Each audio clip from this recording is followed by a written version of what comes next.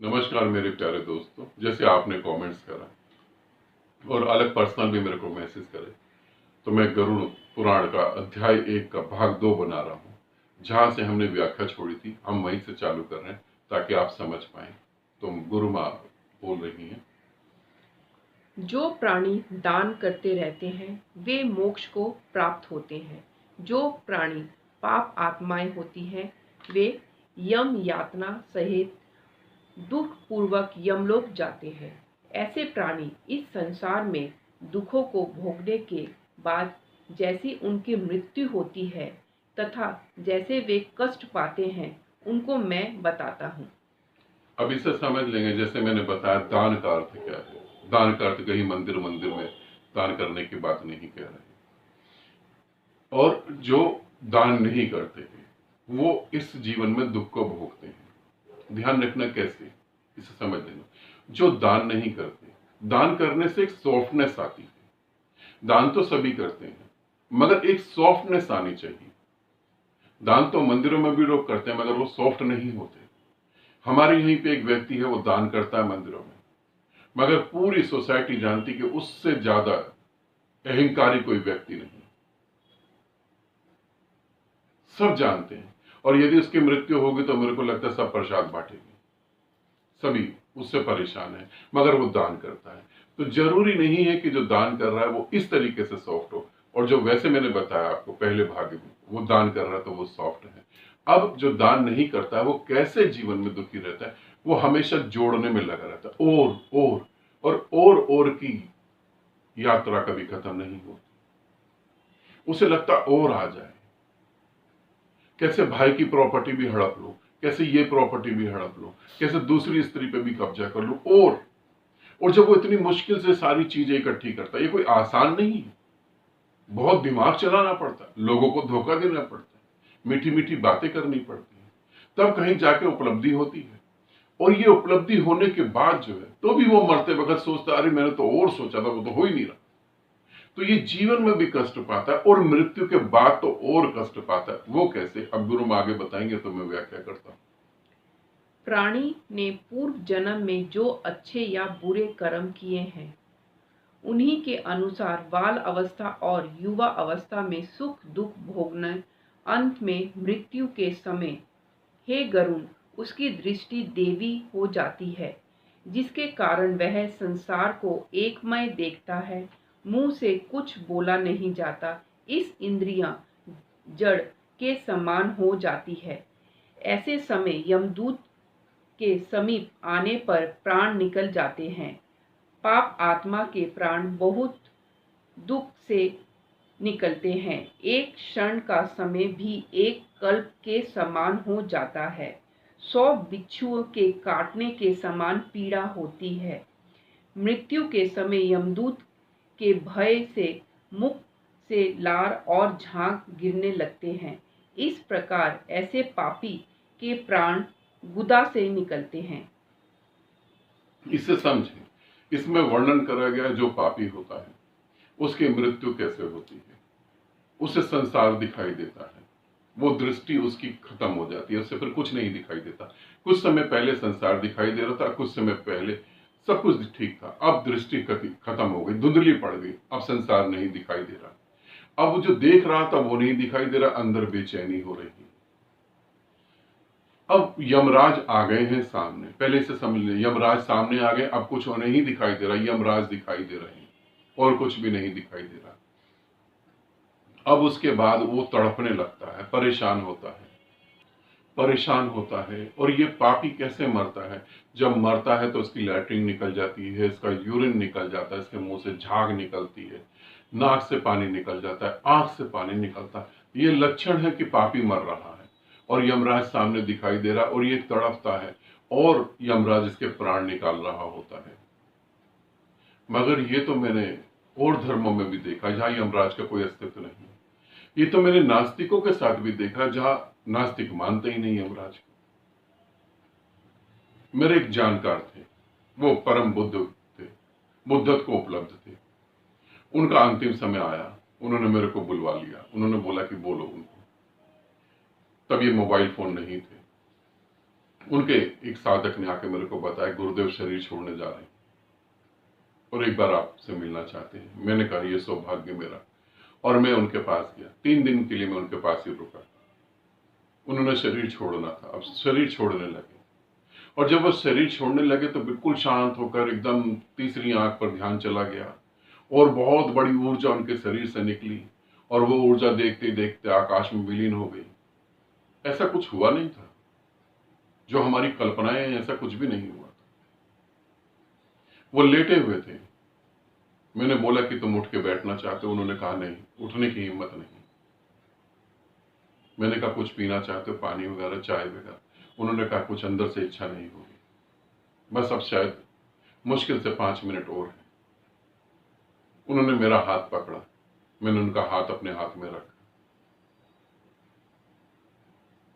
मैंने कहा कुछ कुछ भी कहना चाहो?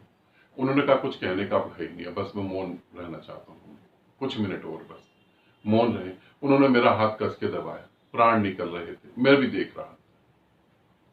जैसे प्राण निकले, उनका यूरिन निकल गया, मुंह से झाग भी निकली। मगर वो बुद्ध थे, वो कोई पापी नहीं थे। तुम्हारी इस धार्मिक किताब में जो लिखा है पापी का वर्णन, ऐसा नहीं होता है, ऐसा बिल्कुल नहीं होता है। शरीर जब यूरिन बैग भरा होगा या मल भरा होगा और आत्मा एकदम बाहर निकल जाएगी, या शरीर एकदम से लूज हो जाएगा, और जैसे ही वो लूज होगा तो बहुत सारी चीजें निकल जाती हैं, बहुत सारी चीजें। आंख से पानी निकल जाता है, आंख से आंसू निकल जाते हैं, जिसे हम आंसू कहते हैं। मुंह से झाग निकलती है। इसका मतलब ये पापी है, ऐसा तो नहीं कह सकता, मैं ऐसा मान नहीं सकता। हमने गलती करी बहुत बड़ी। सभी बुद्धों को मरते वक्त, अब तो उस समय वीडियो रिकॉर्डिंग नहीं थी, नहीं, सभी बुद्धों को मरते वक्त वीडियो की रिकॉर्डिंग होनी चाहिए हमारे पास। हम देख पाए कि बुद्ध भी अपना शरीर कैसे छोड़ते हैं। पापी ऐसे मरते हैं नहीं, स्वाभाविक क्रिया है। आत्मा जब शरीर छोड़ती है तो ऐसा होता ही है। किसी कपड़े को तुम फाड़ो तो उसमें से आवाज आएगी। ये स्वाभाविक क्रियाएं हैं, इसमें पापी और यमराज का कहीं कोई रोल नहीं। स्वाभाविक है। कोई बुद्ध है और उसके हार्ट में प्रॉब्लम हो गई और वो हार्ट अटैक से मर रहा, तो वो दिल पे हाथ रखेगा, उसे दर्द महसूस होगा, इसका मतलब वो पापी हो गया? ऐसा बिल्कुल भी नहीं। ये बात बिल्कुल झूठ है और बिल्कुल बकवास है। मैं ऐसा नहीं मान सकता। मेरे एक जानने वाले थे, छोटी सी बात बता रहा हूं। मेरे एक जानने वाले थे, वो ब्याज पे पैसा चलाते थे, अच्छा खासा पैसा चलाते थे, और अगर कोई ब्याज नहीं देता था तो वो दूसरे तरीके से निकलवा लेते थे। जो वो कर सकते थे वो करते थे। घर तक गिरवी रखवा देते थे, मारते थे, पीटते थे, उनके पास गुंडे भी थे, पैसा निकलवा के छोड़ते थे, और सब उनसे डरते भी थे। मगर जब उनके प्राण निकले हॉस्पिटल में, तब मैं उनके सामने था, उनके बच्चे भी थे, कुछ नहीं बोले, बस आराम से लेटे रहे, धीरे से आंख बंद करी।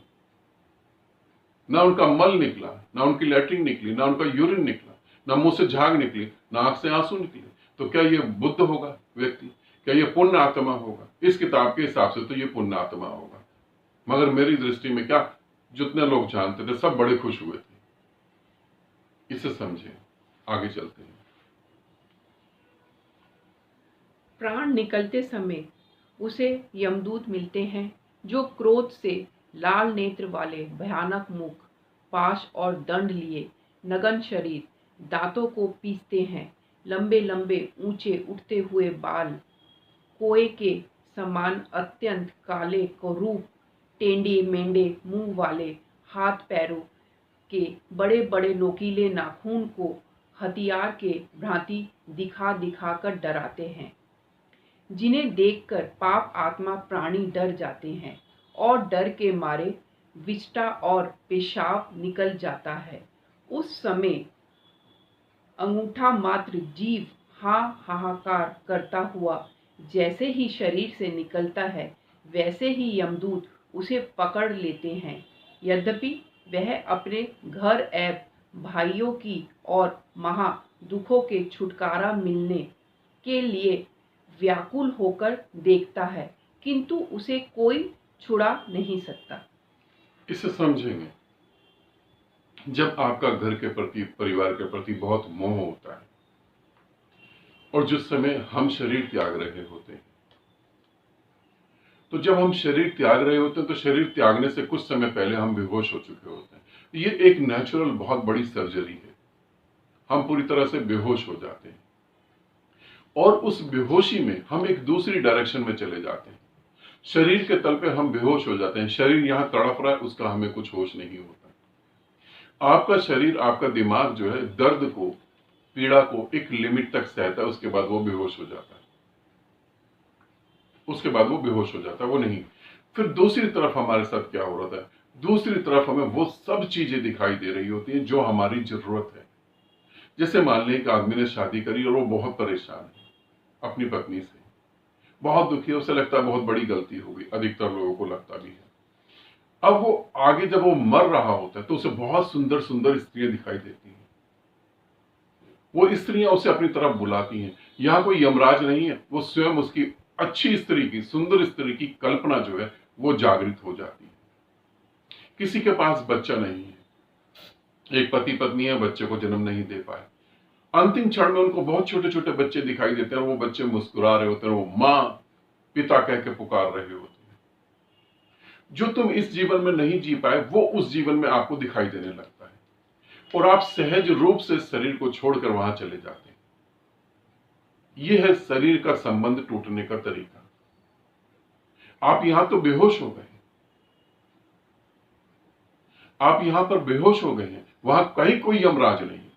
मैंने मौत में मैंने अपने आप को पूरी तरीके से देखा है, वहां कहीं यमराज नहीं होता है, ऐसा दिखाई देता है। और यह भी जब आपकी कल्पना होगी तब आपको दिखाई देगा। और अगर आप बहुत गहरे साधक, बहुत गहरी साधनाओं में उतरे, बहुत गहरे, आपको शून्य समझ आ गया, और जब आपको शून्य समझ आ गया तो आपको वहां पे परम शून्य दिखाई देगा। बिल्कुल सब कुछ शांत और मौन और आनंददायक स्थिति। शरीर के जो कष्ट हो रहे हैं उसको आप भूल जाएंगे और आप उस साइड निकलकर सदा के लिए विदा हो जाएंगे। ऐसा समझे, ये हकीकत है। मगर आपको कष्ट होगा, कष्ट कब होगा ये भी समझ ले। कष्ट होगा बिल्कुल, अगर आप एक साधक नहीं, या साधक होने के बाद भी आप साधना नहीं कर रहे, तो यमराज आपको कष्ट देगा, भयानक भयानक चेहरे दिखाई देंगे। कोई भयानक चेहरे नहीं दिखाई देते, जो हमारे पूर्वज हैं, दादा दादी, नाना नानी, या जो मर गए हैं, वो लोग दिखाई देना चालू हो जाते हैं। वो भी हमारी मेमोरी के कारण, हमारी याददाश्त के कारण वो दिखाई देना चालू हो जाते हैं। और जब आप शरीर छोड़ते हैं तब एक घटना घटती है जिसे मैं कहता हूं वो दुखपूर्ण हो सकती है। तब घटना क्या घटती है, तब जो अभी आपको चीजें दिखाई देती, ये अब आपको कुछ नहीं दिखाई देती। वहां पे सिर्फ अंधकार दिखाई देता है, सिर्फ अंधकार। और उस अंधकार के साथ दिखाई देता है आपके शरीर के साथ जुड़े हुए लोग जो रो रहे हैं, चीख रहे हैं, चिल्ला रहे हैं। ये पीड़ादायक स्थिति है। अब आप चाहकर भी उन्हें नहीं समझा सकते, क्योंकि शरीर के अलावा तो उन्होंने कुछ महसूस नहीं करा। अब वो आपको कैसे महसूस करेंगे। ये व्यक्ति जो मर गया ये अभी यहीं पर है। कुछ व्यक्ति 13 दिन तक रुकते हैं, कुछ व्यक्ति 40 दिन तक रुकते हैं, कुछ व्यक्ति 3 महीने तक रुकते हैं, कुछ 6 महीने तक रुकते हैं, कुछ 9 महीने तक रुकते हैं, और कुछ तो जो है सदियों तक रुक जाते हैं। ये सदियों तक रुकने वाले जो हैं वो साधक होते हैं, वो सिद्ध होते हैं। अब यहां पर वो देख रहा होता कि मेरे सारे प्रियजन रो रहे हैं मेरे शरीर को पकड़ के, मगर मैं तो शरीर के अलावा कुछ हूं। और वो सुन भी रहा होता है, उनको समझा भी रहा होता है, मगर कुछ होता नहीं। और जो अच्छी चीजें दिख रही थी वो दिखाई नहीं देती। यदि आप साधना करते तो आप मेरे को समझ पाएंगे। बहुत सारे साधकों का अनुभव होता है कि वो एक अंधेरी गुफा में जा रहे हैं, वो एक डार्कनेस, कोई सुरंग है उसके अंदर चले जा रहे हैं। ये वही सुरंग होती है जो आपको अब दिखाई देती है। ये पीड़ा होती है कि अब मैं कैसे उनसे कनेक्ट करूं अपने आप को, कैसे मैं अपने परिवार से बात करूं, कैसे पत्नी को समझा पाऊं, कैसे पति को समझा पाऊं। बात करने का उपाय है, मगर तुम जानते नहीं उपाय है क्या। अब बात कहां से करोगे तुम। और वो तड़फ रहा होता है। जितना तुम रो रहे होते, तुम तो कुछ भी नहीं रोते। तुम तो जब रोते हो तो तुम्हारे रिश्तेदार तुम्हारे आंसू पोंछ सकते हैं। वो जब रो रहा होता तो उसके तो आंखों के आंसू पोंछने वाला कोई होता नहीं। समझाने में कह रहा हूं, वहां कोई आंख होती नहीं, वहां कोई आंसू भी नहीं होता। उस पीड़ा को जो कह रहा हूं, उस पीड़ा की व्याख्या कर रहा हूं कि वहां पर आंख और आंसू वाली बात करो, तो वो जो परेशान है उसे कोई समझाने वाला कहीं नहीं होता है। ठीक है, अब हम आगे चलते हैं। यहां यमराज नहीं है, और ये सारा कुछ जो हो रहा है, जो दुख तकलीफ हो रही है, ये तुम्हारे मोह के कारण हो रहा है। तुमने पूरी जिंदगी अपने आप को शरीर मान रखा था, इस कारण हो रहा है। यदि तुम साधना करते हो और जानते कि शरीर के अलावा भी तुम्हारा अस्तित्व है, तो ये कभी नहीं हो सकता। अब गुरु मां आगे बताएंगे। मार्ग में यमदूत उसे नरक या भयानक दुखों का वर्णन सुनाते हुए बताते हैं, वहां तुझे बहुत सारे नरकों में लेके जाया जाता है। यमदूत के ऐसे कठोर वचन ए भाई वधु के रुद्रन को सुनकर वह हाय हाय इस प्रकार विलाप करता है, और ऊपर से यमदूत की प्रेरणा होती है। उसका हृदय यमदूतों के धमाके के वृद्धि हो जाता है। रास्ते में बड़े बड़े कुत्ते आकर काटते हैं।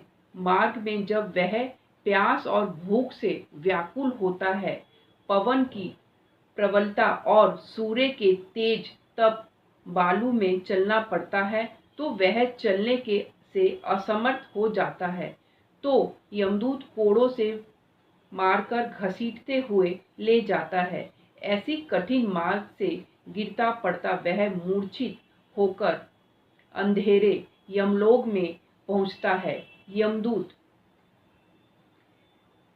यमदूत ने हजारों योन का रास्ता तय कर उसको घोर नरक की यातनाएं दिखाता है। अब इसे समझ लेते हैं, यमराज क्या कर रहा है। यमराज उसे बहुत सारी बातें बता रहे हैं नरक की, और वो परेशान हो जाता है। ये मैं मानता हूं, इसे मैं समझा रहा हूं। यमराज का कोई अस्तित्व नहीं है। मेरी दृष्टि में यमराज जैसा कुछ भी नहीं है। मैं इस किताब को पढ़ के आपको जो समझा रहा हूं उसे समझे। जब आप इस शरीर से बाहर निकल जाते हैं, तब आपकी सबसे ज्यादा पावरफुल इंद्री जो होती है वो सुनने की होती है।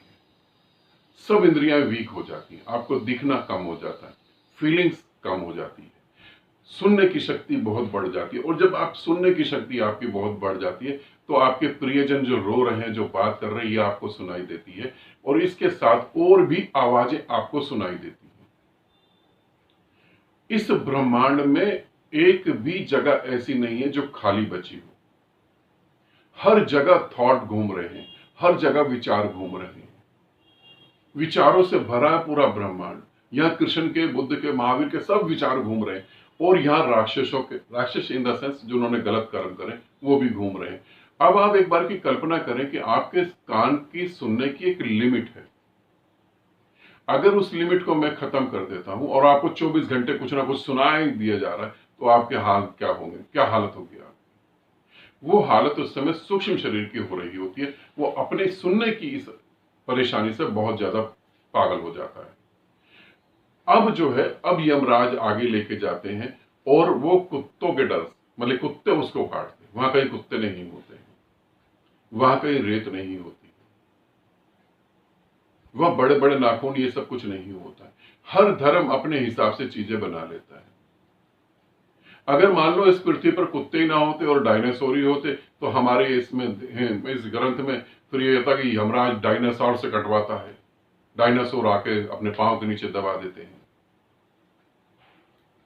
ऐसा वहां कुछ नहीं होता। सूक्ष्म शरीर को काटा नहीं जा सकता, समझ लो। भौतिक शरीर को कुत्ता काट सकता है, सूक्ष्म शरीर को कहां से कुत्ता काटेगा। मगर अपने कर्मों के कारण वो भयभीत हो रहा होता है और डर रहा होता है, अंधकार दिखाई देता है। ये सब चीजें ठीक है, मगर कुत्ता और बड़े बड़े नर्क, ऐसा कहीं कुछ नहीं होता।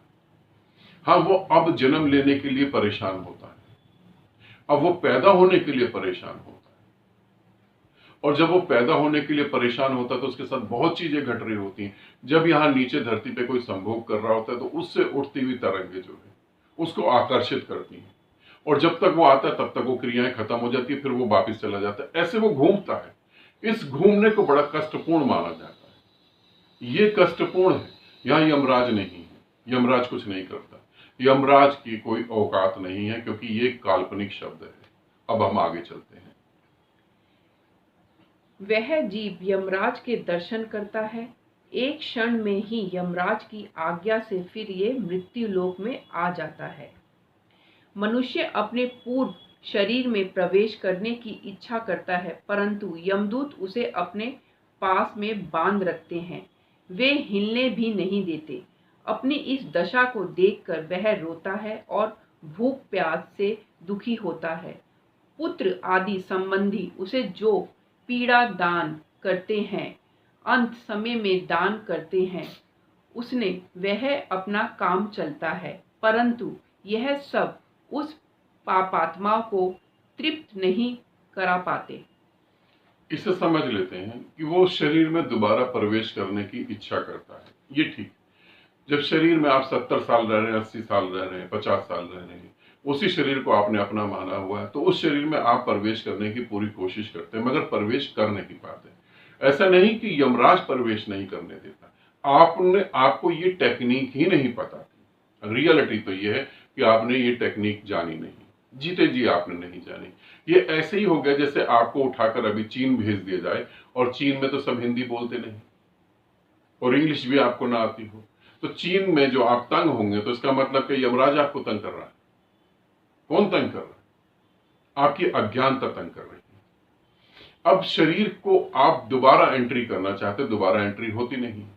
यहां फिर वो सूक्ष्म शरीर परेशान होता है, आगे का मार्ग दिख नहीं रहा होता, और जो छूट गया उसमें जा नहीं पाते। अब फिर वो भूख प्यास से तड़पता है। मैं अपनी बता रहा हूं। जब मैं गहरे मौन में और समाधि में चला जाता हूं, तो महीनों बीत जाते हैं, कोई भूख प्यास लगती नहीं। हो सकता है मैं झूठ बोल रहा हूं। ध्यानी हो, ध्यान करते हो, तो तुम्हें तुम्हारे बारे में बता रहा हूं। जब तुम्हारा ध्यान बहुत अच्छा होता है, बहुत ही अच्छा, निर्विचारता घटती है, तब तुम्हें भूख नहीं लगती है। तुम आनंदित होते हो, एनर्जेटिक हो जाते हो, भूख नहीं लगती है। जैसे तुम सूक्ष्म शरीर में आते हो, तो भूख मिट जाती है, प्यास मिट जाती है। फिर वो मरा हुआ व्यक्ति भूख और प्यास को कैसे महसूस कर पाए? अब अगर मैं कहूं कि मरा हुआ व्यक्ति वो सूक्ष्म शरीर भूख और प्यास को महसूस नहीं कर पाएगा, तो फिर 13वीं कैसे होगी? फिर पितृपक्ष का काम कैसे चलेगा? फिर पंडितों की जेब कहां से भरेगी? फिर ये ढोंग कहां से चलेगा? तुम्हारे इमोशन को, तुम्हारी भावनाओं को यूज करके तो काम करा जाएगा। तुम सोचते हो कि तुमने जो करा वो पितरों को पहुंच गया, पितर तो कब तक जन्म ले चुके, तुम्हारा कहां गया? और यदि कोई कहता है कि जाता है, तो मैं उसे कहूंगा कि जाकर दिखा, मेरे सामने मेरे पितर को लेकर आ और उनको खाना खिला, अपने हाथ से खिला, तब तो मैं मानूंगा। ऐसे में कैसे मान लो? मगर तुम इमोशनल हो। इमोशनल भी क्यों हो? क्योंकि तुमने अपने पूर्वजों के साथ अच्छा व्यवहार नहीं करा। पत्नी के साथ जब अच्छा व्यवहार करने की जरूरत थी, तब तुम अच्छा व्यवहार नहीं कर पाए, मर गई। अब तुम सोच रहे हो क्या करूं कि वो खुश हो जाए।